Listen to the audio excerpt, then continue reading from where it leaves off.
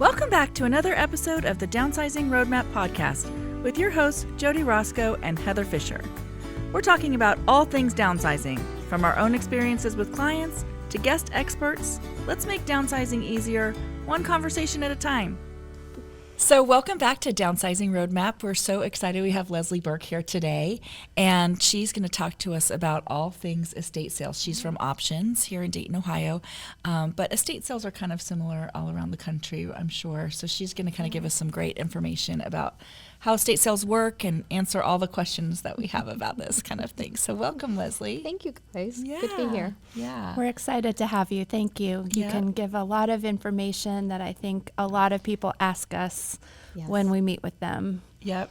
All about estate sales. I'm Jody Roscoe. I didn't say that part. I'm Jody Roscoe. I'm Heather Fisher. And you can say your name so they can hear your voice. And I'm Lezlie Burks. There we go. Okay. So, all right. So, an estate sale. Tell us a little bit about how an estate sale were different from a garage sale. Just as we kind of get started, like what's an estate sale? So an estate sale basically is where you want to have, quality items, and they can be even simple items, but the difference is that people for a garage sale want everything for nothing. And for an estate sale, we're actually working for the estate. So we want to get as much money for the items that we could. So a garage sale basically is kind of like a low-end sale. That's probably the lowest. And then you would do maybe a liquidation sale after that. An estate sale would be probably the top. So you're getting more money, and you're actually looking things up. You're seeing the value of those things too. So it's not just like you're just going to have a nickel or a dime or a dollar table. Yeah. Yeah. So it's kind of fun to, see all those different things, but it's a little bit higher end, I would say. If someone is looking at their home or the home of a family member, what would you say would lead someone to think, I should probably look into an estate sale? What are the, what's the criteria of maybe I should or always investigate that, or is there some signs? Yes, I think a lot of times people call us, especially realtors will call us when it's a little too late and they have to have the house closed and they're closing in 3 to 4 weeks. And we can talk about the process and length later. But I would say you really need to plan ahead with your person and try to, I kind of forgot where we're going with that. Why they would need an estate sale. Yes, thank you. So I would say if your house, a lot of people think that the furniture is what's really going to bring the money in. They don't think about the small items that are in the house. So it could be costume jewelry, it could be kitchenware, it could be bathroom, anything like that, sheets and towels and stuff like that too. So I think if you look at a home and you have at least half of a home left over with items, you're probably going to have enough to do an estate sale. That's a great point, because we do have a lot of people who are moving to another home, so they're taking some of their things, and so the question is like, do you have enough for an estate sale, or what does that look like? Yeah. And so half is a good thought process of if you're gonna have half of the stuff, it's worthwhile to have, because sometimes if you take too many things, the estate sale isn't going to work for you, and it isn't going to work for them. It's just not going to be a good fit. Yes. I think when we first met you, that was one of the most interesting things, and what we see people asking us about, like you said, is their furniture or antiques or those big items. But you were saying the big sellers and what will add up to a sale really is the everyday small items. And, some of it was just so interesting, the things that people that routinely come to get cleaning supplies, and you said, don't even throw away the half-used box of tissue. Someone will buy it, and all of that. Which we made that mistake because when we first met you, we had my mom's house, which had all my mom's stuff and all my grandma's stuff and all my grandpa's stuff in there, even though he'd been gone for a long time. So much stuff in that house. There was a lot. There was a lot. But it was and you fun. saw it after we had 2 dumpsters. Yeah, I probably would have told you not to throw half of that away. I know, and that is the thing, because we did throw a lot of things away, and some of them were genuinely trash, broken things and things that weren't. But we probably threw away things that we didn't need to, and I think we donated all the clothes before you came, and we were trying to get ourselves. It just feels like, oh my gosh, we should be doing something. But what we should be doing is calling you first. Yes, call first. Yeah. And then really you just have to take out what you want from the home first. That's the key part, which I think a lot of homeowners are like, well, let me just have them come out and then I'll decide what I want to keep. So we ask them in the beginning, are we about 90% sure what the family wants to keep out of the home before we make a trip? Of course, it's a free consultation for all of our companies, I believe they are. But I think just knowing not to throw those certain things away or don't go through them, I think the key point is just take out and remove what you want, remove personal items, remove any personal paperwork, checkbooks, or anything like that. And then let the estate sale just determine what is for sale and what's sellable and what's not. Because we kind of have an eye of what will sell, like Heather was saying earlier. The cleaning people come to our sales and they buy those items. It doesn't matter to them if they're half full. Same thing with yard chemicals. We have a guy named Steve, and he comes and he buys all of our yard chemicals at every sale. So you get to know your people and you know what they sell, but it is the small things that will add up. So I would highly recommend don't throw anything away, and that's usually the common thing because we do different charities too, which we can talk about, but they do all the clothes and they do all those kind of things too. So that's the key thing is just take out what you want and then let the estate sale company do the rest for you. Yeah. So walk us through an estate sale from start to finish. So you come over to our house and what are we talking about? So usually they'll call and you talk to them on the phone, find out a little bit of information, location, make sure it's not too far, make sure it's in your area that's close enough because your groupies, as I call, will come and follow you to estate sale. So you want to check out where their location is. And then you just meet with them, with a family. Sometimes they're just downsizing. Sometimes they lost a loved one. So once you meet with them, then you kind of walk through the house with them, see if there's enough inventory. And by that, I mean everybody's estate sales companies are different. Some may only have like maybe a $5,000 quota. Some may have $15,000. Some may have $20,000, not take a sale unless it has that much inventory. So you want to walk through the home and see how much inventory is in the home with the homeowner, see what they're keeping and what's selling. And then once that's done, then you just basically walk through a contract with them, and then you will set up the dates of when we'll be coming in to start the process, and then we have the sale. And then afterwards, there's lots of other options that we offer, hence our name Options. But there's lots of other piece parts to it later that you can do to help clear out the house, to donation and things like that too. But I would say more importantly, it's just meeting with them first, making that connection, and you have to feel comfortable with who you hire. You want to feel good about that person that you're hiring to do your estate sale, as well as we have to feel comfortable with them too. But most of the time, it works out pretty good. So tell me about the pricing process. Like so you sign the contract, you're like, okay, we're good, we're going to go forward. Then tell me what happens next before the sale. Yeah, so this is another thing people don't realize is that you're paying us to help you with this process. So again, just remove what you want. We will take everything out of cabinets, we'll set everything on tables. I like to make things look presentable and maybe do a little decorating with things too so they can see in their own home.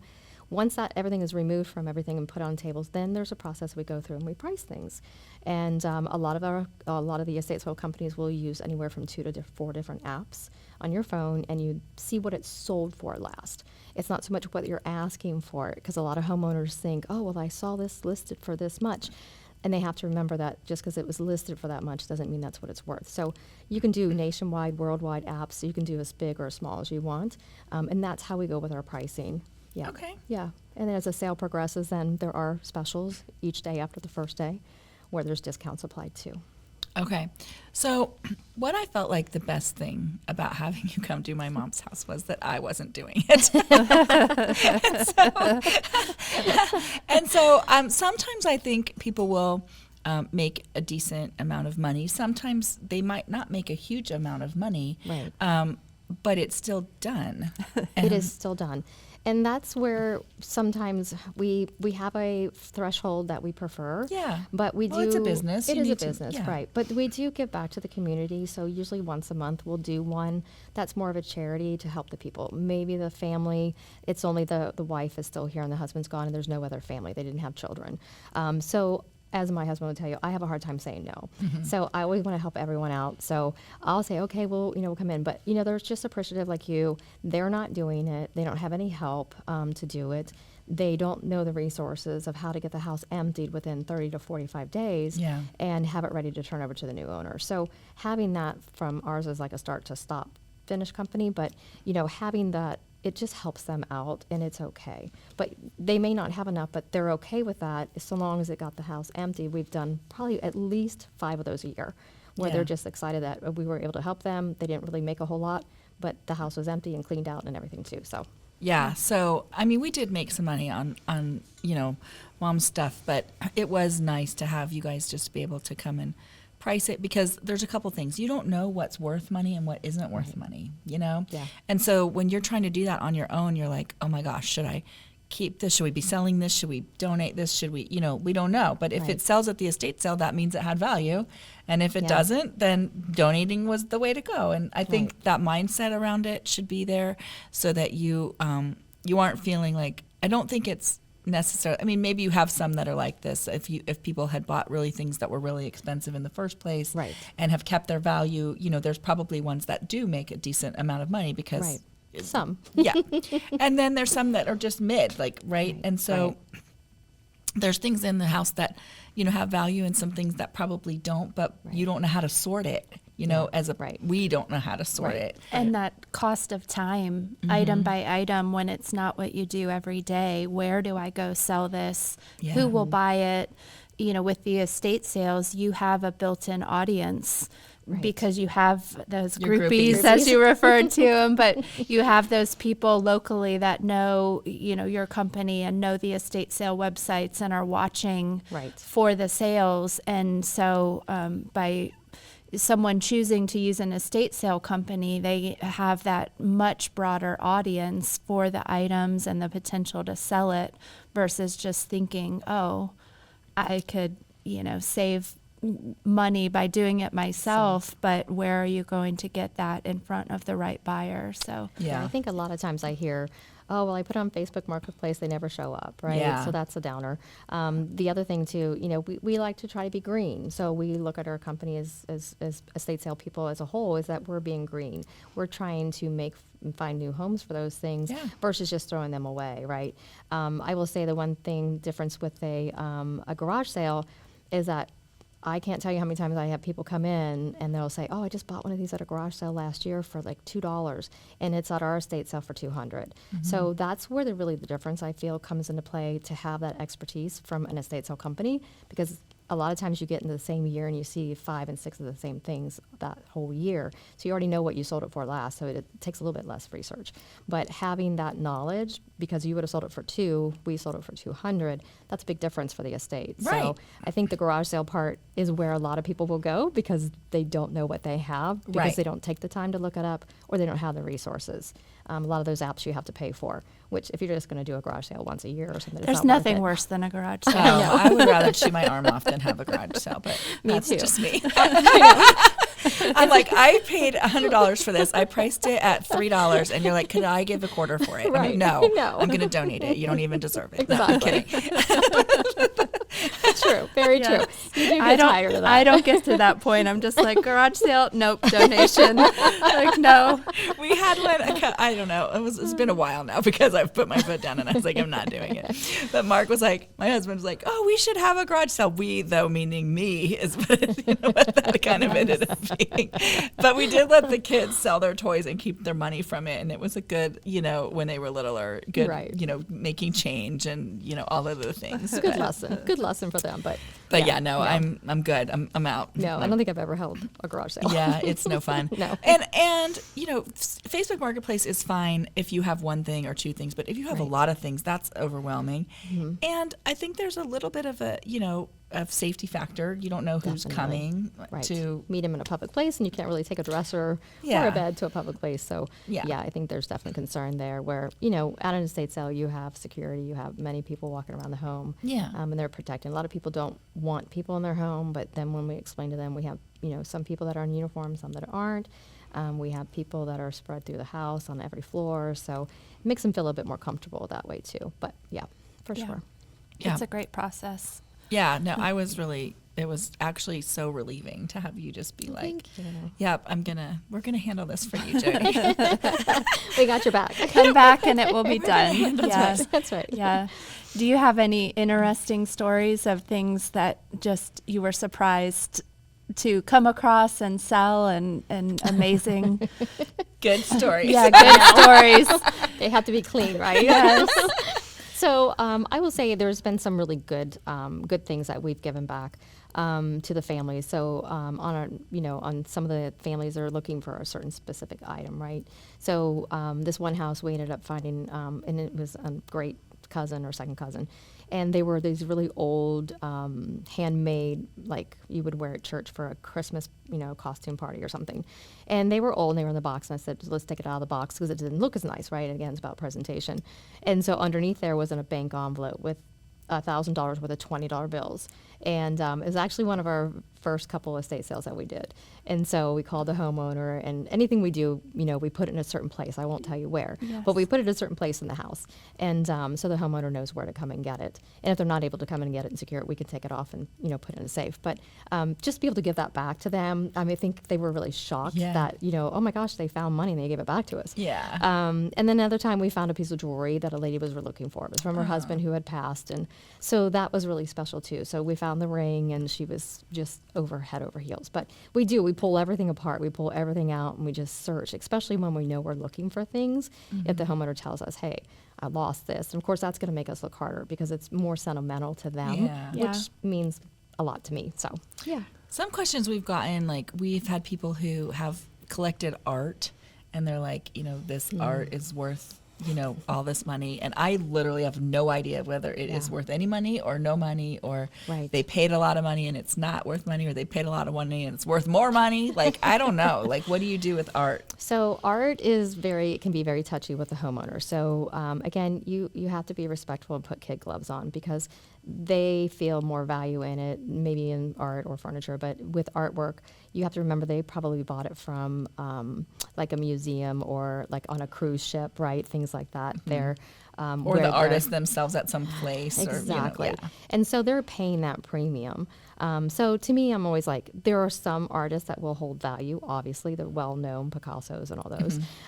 But there are some that you're paying basically the premium price. And so as soon as you drive that piece of artwork off the like showcase like a car lot, it's going to go down in price. So it's just one of those things to think about where it's emotionally hard for them to let go.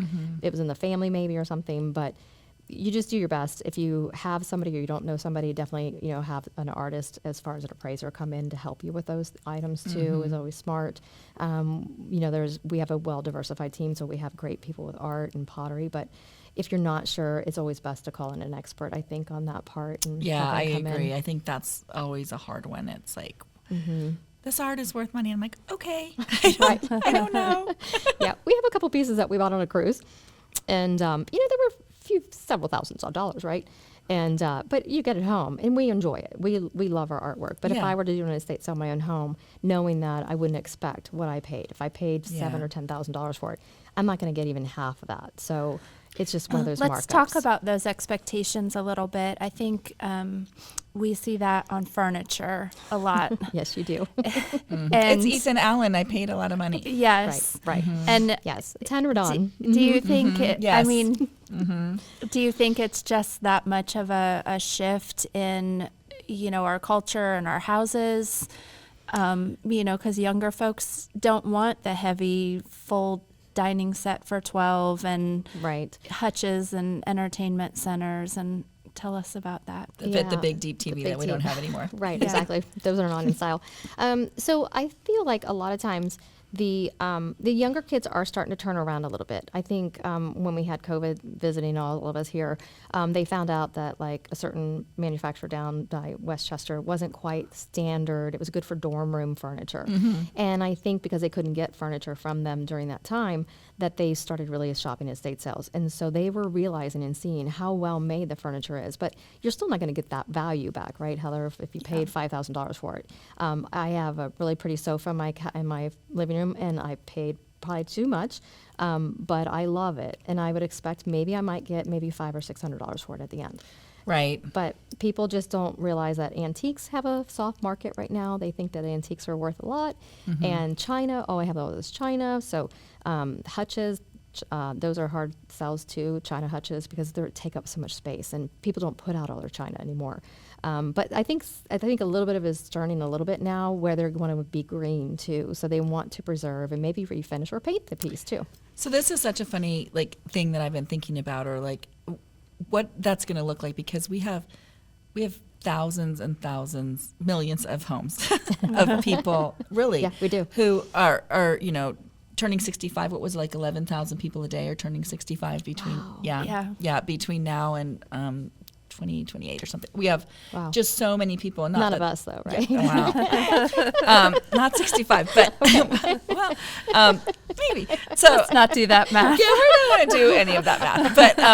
But and not that 65 means, oh my God, No. that they're going to be selling their house or whatever. But I have been thinking about just the amount of stuff when we go into people's houses, selling houses, we go into people's houses all the time, and you go into people's houses all the time. And so if we have millions of houses with that much stuff, what is that really going to look like for our planet? Yeah. And the fact that, what is that next generation going to do with all this stuff? And are they going to, turn around and be like, okay, no, this is great, and I want this cherry bed set now, and I want, because the furniture was really well made, Right. and we did all spend, our parents and spend a lot of money on it at the time. At the time. So I just have thought about that, just the amount of things that are going to be coming into the back out of everybody's houses and closets and garages and attics. And where's it going? And back into and where's it going? going? And we don't want it to go to the landfill. I mean, We don't. we don't want that to have Right. happen. So I think that's going to be interesting. Skipped a generation. I feel like my mom's things, probably wouldn't want much of those, right? But then you see the grandkids and the aunts and uncles and the nieces of those, they all want those things. So I feel like Interesting. it's skipping a generation. So it might not be your kids that want it, but, definitely ask the grandkids or even cousins Yeah. and nephews and nieces and things like that too, because that younger generation loves the older stuff. I mean, between mid-century modern and clothing, and that keeps it, again, out of the landfill. So, Yeah. And we always tell people to talk to their family first. Absolutely. Before. And I think if somebody loves something, that's probably a better give than it is to how much money they're going to get for any kind of piece of furniture. That is our number one thing we tell people. Yeah. We'd rather see the family keep it. Yeah. Even if they're not sure yet during the process of, initial consultation, I'll be like, but it's okay, you can decide later. It's not like you have to make that decision now, but we would rather you keep it in the family than for us to try to sell it. So that's always been our first, because if it's that important, it should stay in the family. If it's a trunk or, somebody made the cabinet. Right, has an grandpa, amazing story about it, and somebody wants it. And that Exactly. monetary exchange is never going to It's be never going to be enough. enough Yeah. to No. do that. Do No. that. So we have some common myths and misconceptions on here. Estate sale. Here's one of them: estate sales are only for the wealthy. And That's not true. yes, tell us why that's not true. That Yeah. it doesn't need to be, a large home full of stuff and still be the right process for somebody. Yeah, I mean, we've done some homes that are maybe 1,000 square feet and maybe 11 or 1,200 square feet. And it's amazing what you find, which is one of the things that I really enjoy about this job, is that you go into other people's homes, you treat it with respect, but you kind of find some unusual, neat, one-of-a-kind things. And then when you research it, you're like, wow, this is worth quite a bit.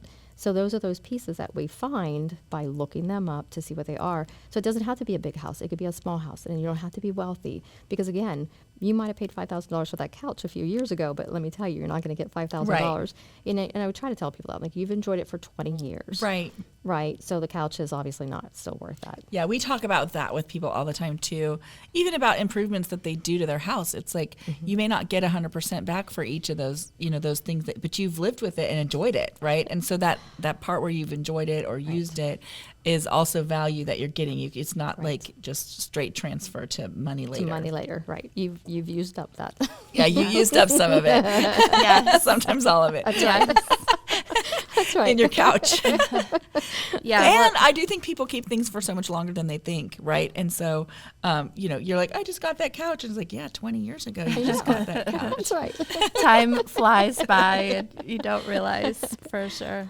So myth number 2, we've just talked about everything will sell for full value. So we know that is not going to happen. Not going to happen. A lot of times when we meet the person, and we tell them to trust the process, right? Because estate sales, again, how many are there that weekend? How many people are we competing against? How many people just bought a bedroom set last week and don't need one this week? But I think that they just trust the process. But again, I think people think that the furniture and things is what brings the money in. But if you price it correctly, you're still going to get a good return in the end. Yeah. So that ties into the third.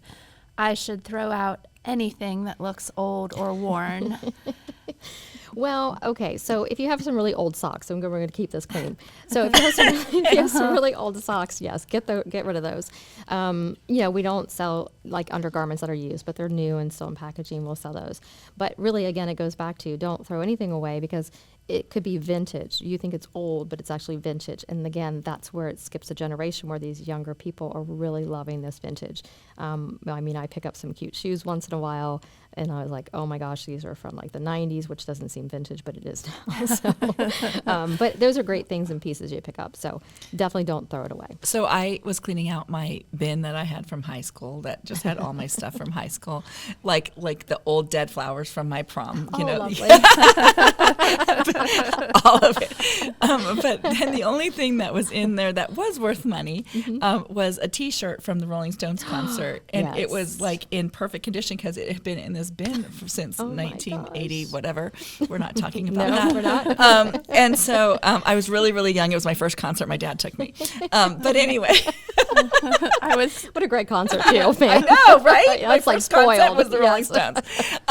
But anyway, so this T-shirt, and I looked it up, and it's worth like $350. This T-shirt. Yes. But of course, my daughter's like, "Mom, I want that." So anyway, she has it. She has it. But Enjoy it. yeah, See, and those are those she does, things and that she she's should enjoy. wearing it. I'm like, "Be careful, Cole. Watch that, Cole. You know that's an expensive T-shirt." But anyway. You can hang that up. It's done. It's gone. It's fine. So, but yeah, so some of that stuff that doesn't seem like it's going to be, and you didn't pay a lot for it in the beginning, Right. Will have more money later. Yes, some things do hold value. Yeah. I mean, jewelry holds value. Jade, anything like that will hold value. Depends on the furniture, but I mean, it's more those little collectible things that really hold their value more than some other things. Well, and I think that's why you might be in a house that's 1,000 square feet, but that person might have collected, I don't even know, things from somebody who was famous and now is not with us, or something, or Signed photographs, we've had those. Yeah. You can find people that have traveled. A lot of this area here, we have military, right? So a lot of them land here. Yeah. And so you get those, again, one-of-a-kind pieces, and you're like, what is this? And how much is this worth? Kind of thing. But you get that because they're world travelers, but that doesn't mean they were wealthy. Yeah. They just traveled with the military. So it's another great. what way to was get something that you found that you were just surprised that was, really worth more money? Can you think of something that was like, ooh, that was such a cool thing? Unexpected. Yeah. So we just recently did this home here in the area about 3 weeks ago. And it was a cute little jade jar. I thought it was just like a little jar with a lid. It actually was an incense burner. By the time you do your research, you figure out what it truly is. But it was worth over $600. And it's only like this big. It's not very big, maybe 4 inches, 5 inches, in an oval.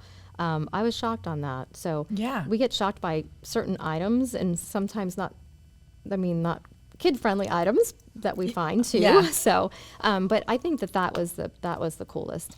Was just recently finding that, and I was like, wow, I would not have thought that would have been $500 or It's just this little $600. thing, and it's $600. Yeah. So that's why I say it doesn't have to be a wealthy person. This person traveled the world also, not military, but they traveled the world and they found a lot of really cool things. Yeah, that's awesome. Yeah.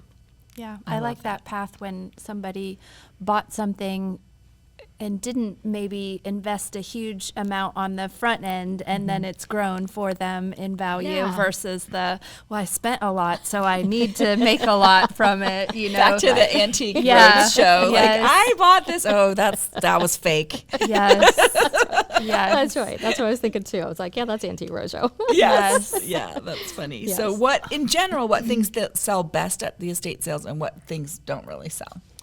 I think the things that will sell best are usually the smalls. So we will sell, like I said before, the cleaning supplies and all the yard stuff goes out the door fast. Which is something nobody would ever keep. Like they would always throw that away. Yeah, they throw it away.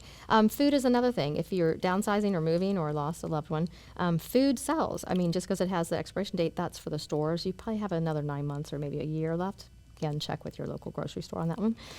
But those are things that will sell. People come to that. It's like almost like grocery shopping is what they do at estate sales. They're buying all those things. People will buy towels, bath towels and sheets, and they buy them for to donate to the dog centers, all the ones around here. Yes. So those are the things that go quickly. Kitchen items, if you've got some nice pots and pans, those are out the door like that. I'm trying to think of what else. Like bathroom things will sell. Mostly kitchen, and then usually the furniture starts trickling out the second day, and then the third day by the third day. So, and a lot of people too, bringing this up, they expect you to sell everything in the home. Yeah. Which is what we try to give them a realistic. I'm like, about 60% or so, maybe a little bit more again, will sell in the home. So again, depends on competition and how many people you have during an estate sale. The last couple of weeks we've only had 3 estate sales, and we were 2 of the 3. So we sold a lot because they come out every day. So the expectations are high, but again, just trust the process. Yeah, you can't always know. No, Yeah, you just can't don't know. always know. Yeah. But I love something about your service that I do love is that once the estate sale is over, you guys just kind of keep going with it. So you have some other options. Options. You have options. Yeah. So talk about what that you guys offer in that. And that afterwards. Too. Well, I'll give you guys a little plug too, because it's great. If they don't have a realtor too, we're able to, find the realtor for them and have you guys come in and talk to them too, which has really been helpful. Yeah. I'd say maybe 80% already have a realtor, the other 20% don't. Yeah. But when they don't, it's like, I'm like, hey, you've got to meet these girls. She's higher energy like me. You're going to love her. So having said that, so we're kind of like start to finish. So when we're finished with the estate sale, you have several options, as you said. You can do donation. And that goes to a good cause, and this certain person helps battered women and their children. And then after that, we have a gentleman or a crew that will come in, and they'll clear out the rest of the house. So whatever didn't sell and whatever didn't donate, then he'll take it. If it's metals and scraps, things that he can scrap, he'll actually scrap them to the right place. So it's not just going to the landfill, which is even better. Yeah. So some of it's books recycled and some of it's metal. And then we also offer carpet cleaning, and we also offer house cleaning too. Those are things that the estate would pay for. Mm-hmm. Donation is free, but the other 3 items that they would pay for out of the proceeds of their account. But it's like a one-stop shop. So if you don't want to deal with any of it, most people, by the time they've downsized and they moved, they don't want to go back and clean the house. They don't want to go and do all that. Well, and the house, even a clean house, once you've moved out of it, all of the things, there's just dust behind things and all of the things. So it just needs to be clean, even if they were very clean in the first place. And sometimes even just a simple wipe down. Yeah. Or if it has to be a full deep clean, but Yeah. And they can choose that. How would people know that they're working with a reputable estate company? How would they know? We don't advertise at all. We really never have.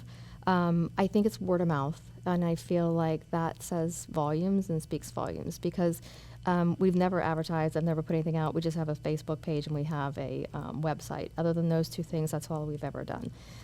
So I think it's just word of mouth, and doing at least 60 estate sales a year is what we have done the last couple of years. That to me just speaks volume. They're all big ones again because they don't have to be wealthy, but I think it's just the referral. I think that's the best way. If you do anything over and over and over again, you get much better at it. You and do. You get good at You it. do. So Yeah. I think that's yeah. And then people learn that.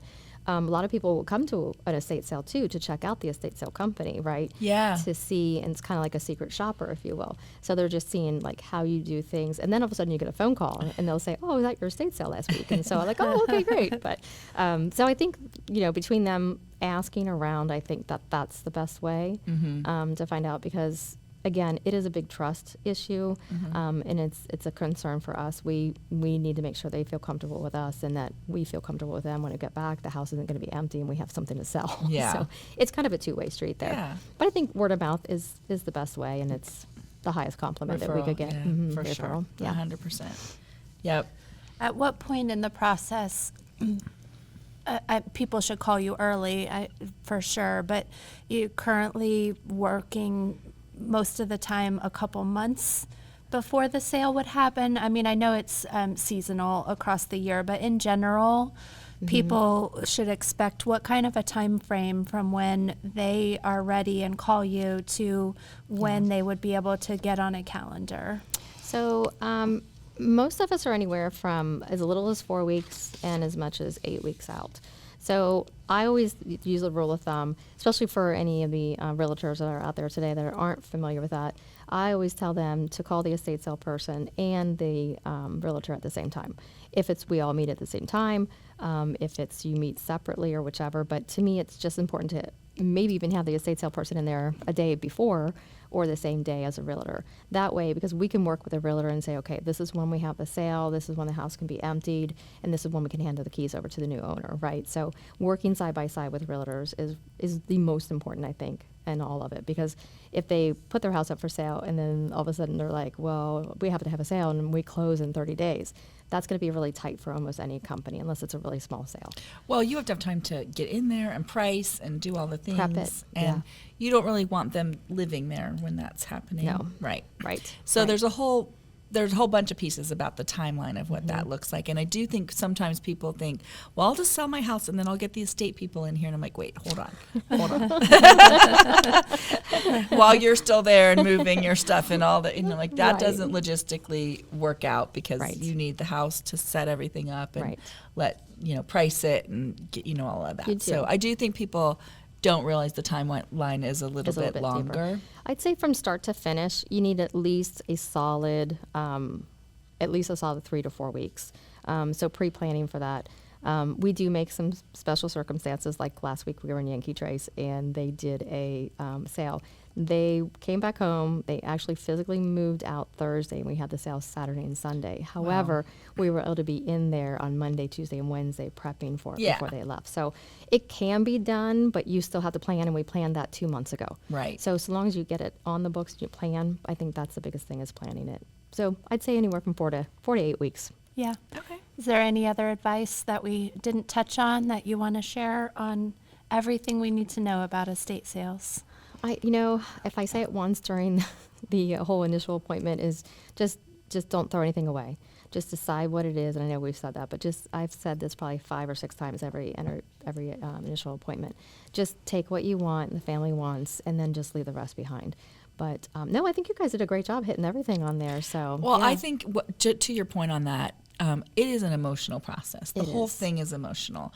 Leaving the house, all of it is so emotional. And I think when they can just take the things that they need and then not see all the rest of it really go, I think that is actually really helpful sometimes. Sometimes I think it really is the easiest path because they just take their things and then it gets handled. Yeah, and if they come to the sale, that always gets a little difficult too because then they're like missing and it's a difficult process for them. So you're right. It's best if they just take their things and then, leave the rest and we'll have it all handled. Yeah. So, yeah. Thank you This so has been much for so being here. Yeah, Thank so you guys. helpful. And if you are listening and you're local to us here in Ohio, we'll have options information in the show notes. And if you're in another market, we can gather those resources for you. But if it's something you're thinking of, just ask questions and get in contact and go from there to make a strategy. Yeah. So thank Awesome. you, Lezlie, Thanks for all the so info much. today, And Lezlie. Thank you, It's girls. always good Yes. to see you. Yes, you too. It was fun. be- Thank you. Yep. back next week with another episode. Thanks for listening. Thanks for joining us on the Downsizing Roadmap podcast. If you found this episode helpful, be sure to subscribe, leave us a review, and share it with someone who might need a little downsizing inspiration. Have questions or ideas for future episodes? Reach out to us on our website, www.downsizingroadmap.com. Until next time, let's keep simplifying and moving forward.